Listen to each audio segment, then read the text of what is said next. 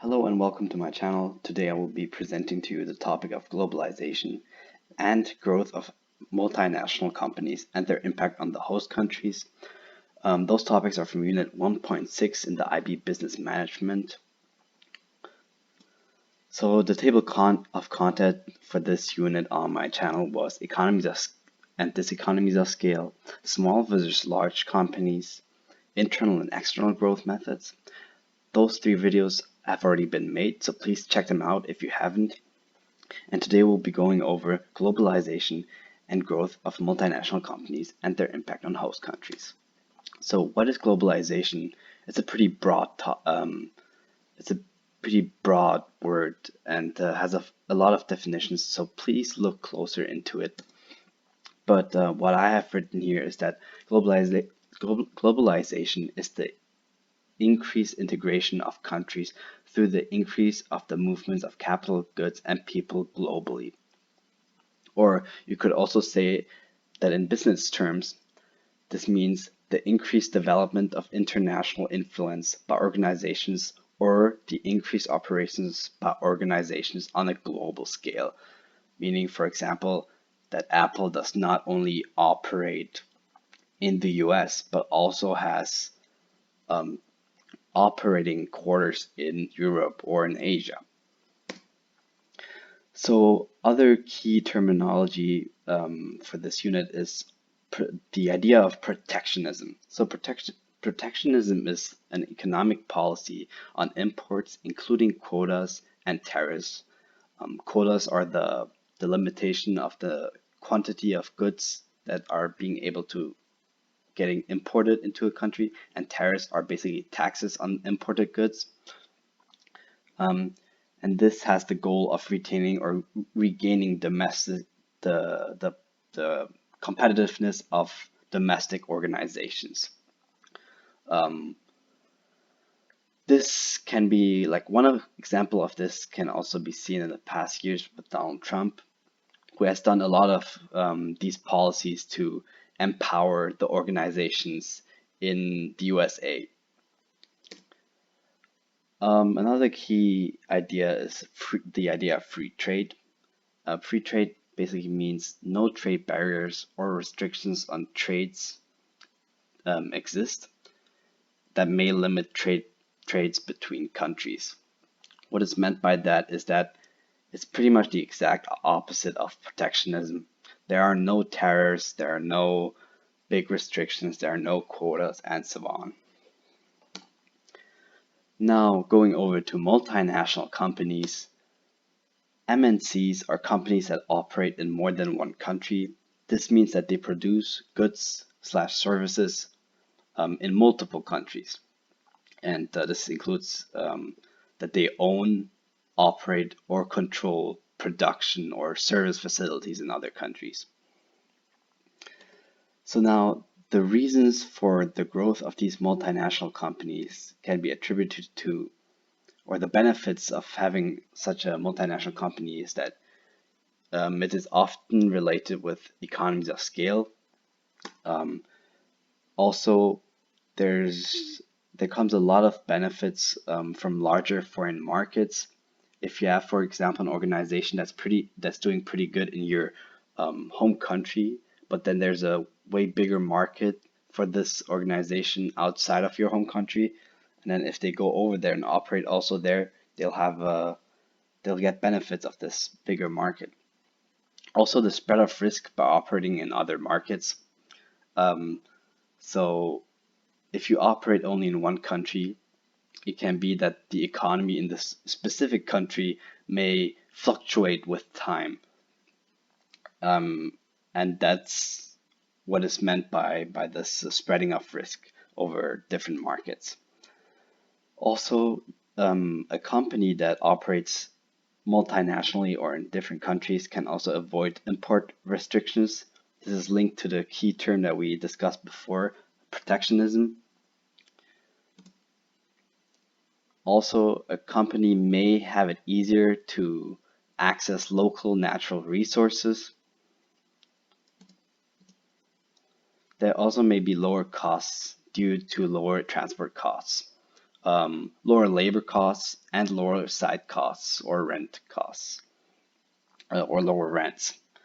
What is meant by that? I mean, it's pretty simple, but transport costs is meant specifically if you have a market, if you have customers in a specific foreign country, and now you expand your business to also operate and produce in this country, the transport time will be less, and the transport costs will be less as the customer will be right next to you. So potential problems of multinational companies may be that there's poor communication between the divisions, and that is meant geographically. If you have a division over in the US and then a division in Asia, there might be not as good of communication because you can't just walk over there and talk to these people. Also, the second point is also connected with the first one, but also a bit different. Cultural, language, and legal differences with workers and government and the local government may lead to misunderstandings. Um, for example, there are often a lot of problems with foreign companies, or just organizations that try to expand to China and to operate in China because they do not have this connection with the government, and this can lead to significant problems. Also, they need to close monitor the different geographical divisions so that there are no conflicting policies that are being adopted, and also that there are no competing products made um, in these different divisions. For example, what is meant by the last point of competing products? If Apple releases, okay, this example might not be the best, but if Apple releases an European iPod and then an American iPod, but they both compete for a global market share, then they will be competing against each other, which won't bring on benefits for the organization. Also, there's often the need for large investments of the multinational organization or the organization that wants to become multinational into the training of local staff, due to the local staff usually having a lower skill level. Now we'll be talking about the impact of these MNCs on the host countries. This is something that the IB also wants you to know. So the positive impacts on host countries are that there are additional taxes for this host country. So if a multinational organization makes profit over there, over in the country they operate in now, this poses an extra tax revenue for the host country. Also, there may be improved efficiency in the local firms due to the competition rising. And this also includes the quality of goods may rise in local firms. Also, the prices may become lower and the customer care may become better. Also, there might be a lot of creation of employment opportunities and improved efficiency and quality of local workforce due to this additional training or the training of the staff. And another positive would be that local firms often can benefit as suppliers to that multinational organization, or they benefit from other components. For example, if there's a huge facility that is being built in, for example, Bangladesh, now the workers that are being sent over there need to buy houses. So real estate companies, for example, or people or organizations with a lot of real estate, the real estate prices may go up for good apartments or good houses. Also, local customers have more choice now from MNCs, from multinational companies' products or services, which may raise the standard of living. So now these local customers are not, they do not have to depend on the products and services of only local firms. And another more economic thinking positive impact on the host country would be that they bring in foreign currency, because when the multinational company invests in that country, they'll have to pay with their own currency, which brings in foreign currency. Now, negative impacts on the host country may be that the market share of local organization decreases, obviously. Also, this may lead to local competitors going out of business due to not having resources, the right resources or enough resources to compete with these huge and often large multinational companies. Also, you can see that there's often no social responsibility of foreign companies, which leads to exploitation of the people in the host country, of the employees in the host country.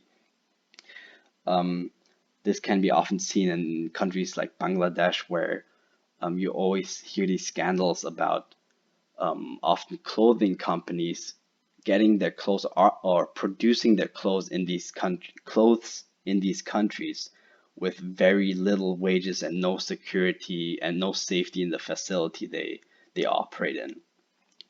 But this no social responsibility can also include additional pollution and wastes going into into the country they operate in.